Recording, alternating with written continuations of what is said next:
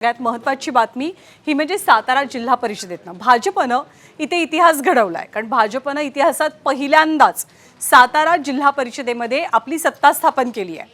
खरं तर संख्याबळ कुणाकडे होतं? संख्याबळ होतं ते शिवसेनेकडे आणि राष्ट्रवादी काँग्रेसकडे। पण या दोघांना सुद्धा मात देत, आपल्या मित्रांना शह देत भाजपनं सत्तेचा सोपान गाठलेला आहे।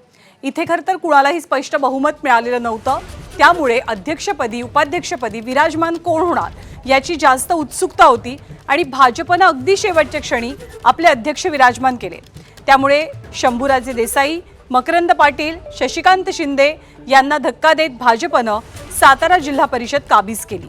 32 जागांवरती संख्याबळ दाखवत भाजपकडनं अध्यक्षपदी आमदार महेश शिंदेंच्या पत्नी प्रिया शिंदेंची निवड झाली आहे, तर राजू भोसलेंची उपाध्यक्षपदी निवड करण्यात आली।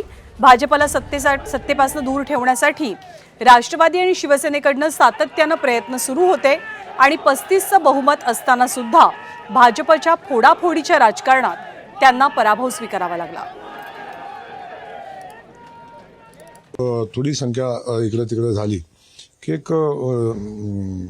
एका पद्धतीचा अहम निर्माण झालेला आणि त्यातून हे सगळं घडलं। वास्तविक पाहता बाबा अनेकदा त्यांच्याशी चर्चा केली, चर्चेतून पुढे जायचा प्रयत्नही केला, परंतु प्रत्येक वेळी चेष्टा करणं, प्रत्येक वेळी चेष्टेत घेणं अशा पद्धतीचा विषय होता। तुम्ही कालही बघितलं की सभापती निवडीच्या वेळी तालुक्यामध्ये झालेला विषय मी आजही सांगतो की मी ठरवलं असतं तर मानचे सभापती माझाच असता, पण मी जन्मताचा कौल स्वीकारला होता। आम्हाला खेळवट जरा ठेवण्याचा प्रकार हा चालू होता असं आम्हाला एकंदर दिसत होतं आणि शेवटी भाजपच्या विचाराचे तर काही लोक तिकडं जरी जाऊन उभी राहिली असली तरी ते त्यावेळेला उमेदवार इकडे मिळाल्या नाहीत म्हणून अनेक आज निवडून आलेले जिल्हा परिषद जे आहेत ते आमच्याकडेच उमेदवारी मागत होते आणि शेवटी लोकांचं मताचं आहे आज देवेंद्रजींच्यावर असणारा सगळ्यांचाच विश्वास जो आहे तो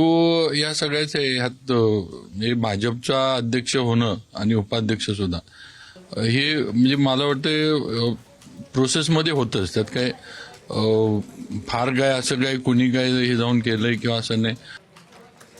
तर जिल्हा परिषदेत साताऱ्यातल्या जिल्हा परिषदेत आपली सत्ता स्थापन करण्यासाठी भाजपनं आपल्या दोनही मित्रांना शह दिला, पण भाजपनं दिलेला हा शह दोन्ही मित्रांना आवडलेला नाहीये, खास करून शिवसेनेला। शंभूराज देसाई भाजपच्या खेळीमुळे नाराज असल्याचं कळतंय। बहुमताचा आकडा नव्हता, त्यामुळे भाजपकडनं राष्ट्रवादी आणि शिवसेनेचे सदस्य फोडण्याचा जोरदार प्रयत्न अखेरपर्यंत सुरू होता। राष्ट्रवादी आणि शिवसेनेच्या काही सदस्यांवरती गुन्हे दाखल करून त्यांना अटक करण्याचा कथित प्लॅनही आखला गेलेला। या सगळ्या घडामोडींमध्ये शंभूराज देसाईंनी महत्त्वाची भूमिका बजावत पोलिसांच्या वॉचवरती असलेल्या सदस्यांना थेट आपल्या गाडीतनं सुरक्षितपणे सभागृहात पोहोचवलं, पण तरीही अपयश आल्यामुळे शंभूराज देसाईंनी नाराजी व्यक्त केली आहे। पोलीस प्रशासनाला हाताशी धरून आमचा पराभव केला आणि अध्यक्ष निवडीबाबत हायकोर्टात दाद मागू असा इशाराच शंभूराज देसाई यांच्या वतीनं दिला गेला आहे।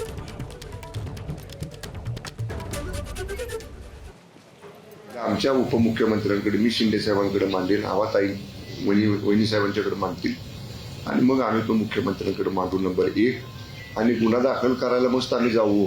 पोलिसांना कुठे गुन्हे दाखल करायची सवय लागली, त्यामुळे खरा गुन्हा दाखल करून पोलीस घेणार नाहीत, त्यामुळे आम्ही न्यायालयात दाद मागू। आम्ही न्यायालयाकडे वस्तुस्थिती मांडून न्यायालयाच्या आदेशानं मग पोलिसांना न्यायालयाचा आदेश डावलू शकत नाही, काय सांगता येत नाही। साताराची एसपी ते सुद्धा करतील, आज त्यांचा अनुभव आम्ही घेतलेला आहे। त्यामुळे सातारची एसपी ना केवळ वरनं फोन आला एक की त्यांना आबाळ 2 बोटं ठेकणं वाटतं, असं त्या तुषार जोशींच्या कामाची पद्धत आहे। आम्ही आमचा पराभव आज मानतच नाही।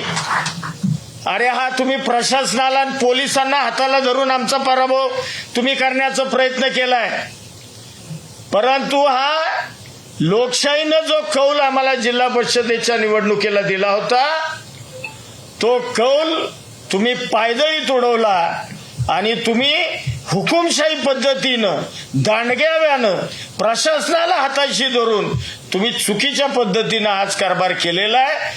त्याचं प्रायश्चित्त भविष्यामध्ये तुम्हाला 100% मिळाल्याशिवाय राहणार नाही। एबीपी माझा, उघडा डोळे बघा नीट।